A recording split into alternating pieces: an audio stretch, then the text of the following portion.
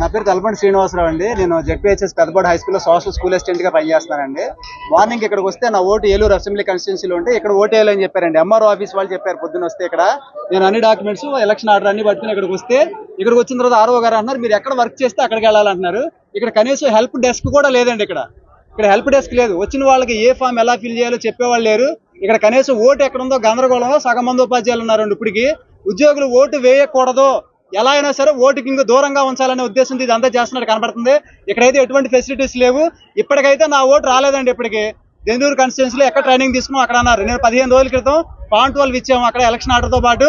అక్కడ ఇప్పటి వరకు కూడా ఓటు రాలే. ఇప్పటికి వాళ్ళని అడిగితే సాయంత్రం 4 గంటలకు లిస్ట్ వస్తా అన్నారు. సాయంత్రం 4 గంటలకు లిస్ట్ వస్తే మేము ఎప్పుడు ఓటు వేయాలి? రేపు మళ్ళీ పీఓ ట్రైనింగ్ ఉంది. రేపు ట్రైనింగ్ మళ్ళీ వేరే కాన్స్టిట్యున్సీకి వెళ్ళాలి. అంటే ఇక్కడ ఓట్లు వేయకూడదు ఎంప్లాయీస్ అనే దురుద్దేశమే ఇక్కడ ఎలక్షన్ కమిషన్ ప్రభుత్వం ఇదంతా కూడా దురుద్దేశంతో చేస్తున్నట్టుగా కనపడుతుంది.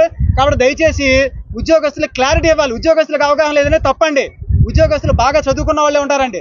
ఉదాహరణకి ఇక్కడ అందరూ పోస్ట్ గ్రాడ్యుయేట్లే ఉంటారు తప్ప చదువుకున్న వాళ్ళు వేలుముద్ర వాళ్ళు ఎవరో పోస్టుల బ్యాలెట్కి రారండి ఇక్కడికి. కాబట్టి ఉద్యోగుల మీద ఎప్పుడు నెట్టివేయడం సమంజసం కాదు. ఇక్కడ సరైనటువంటి సమాచారం ఇచ్చే వ్యవస్థ లేదు. ఇక్కడ అంతా ఫెయిల్యూర్ అండి. సిస్టమ్ అంతా ఫెయిల్యూర్. ఇక్కడ కనీసం క్లారిటీ లేదు. ఇక్కడ మీరు ఎవరైనా అడగండి, ఎంప్లాయీస్ని ఎవరికైనా క్లారిటీ ఉందేమో అడగండి. ఇక్కడికి వస్తే ఓటు ఎక్కడ ఉందని చెప్తున్నారు. కాసేపు వెళ్తే మీరు అక్కడ వర్క్ చేస్తున్నారు అక్కడికి వెళ్ళాలని చెప్తున్నారు. 1950 అనే ఎలక్షన్ నెంబర్ ఇచ్చారండి. ఎలక్షన్ వాళ్ళు ఒక టోల్ ఫ్రీ నెంబర్ ఇచ్చారు. ఆ 1950 చేసి చూడండి. వాళ్ళు ఇంకా అధ్వానంగా చెప్తున్నారు సమాధానం. మీకు ఎక్కడ డ్యూటీ పడితే మీకు అక్కడ ఫెసిలిటేషన్ సెంటర్ ఉంటుందండి, అక్కడ ఇస్తారు, మీకు ఆర్డర్ తీసుకుని అక్కడికి వెళ్ళాలని చెప్తున్నారండి.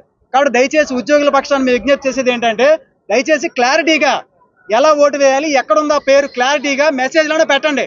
మనకు యంత్రాంగం ఉంది కదా, మనం ఆధునిక వ్యవస్థలో ఉన్నాం కదా, కనీసం మెసేజ్లు పెట్టండి.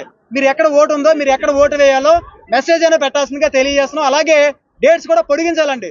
ఇవాళ రేపు అని ఒక బలవంతంగా ఆటోక్రసీలా చెప్తున్నారు. ఇవాళ రేపు ఓటు వేయాలని. ఇవాళ రేపు కాదండి, దాన్ని పొడిగించండి. ఇంకా 2-3 రోజులు పొడిగిస్తే వచ్చే నష్టం లేదు. అదేవిధంగా మనం అధునాతన సమాజంలో ఉన్నాం. ప్రజలతో మనం ఈవీఎంతో ఓట్లేస్తున్నాం. మనం మాత్రం బ్యాలెట్ పేపర్ వేయడం దారుణం. అలాగే ఉద్యోగులు కూడా ఈవీఎం పెట్టే ఆలోచన కూడా చేయాల్సిందిగా విజ్ఞప్తి చేస్తున్నాం. థ్యాంక్ యూ వెరీ మచ్ అండి.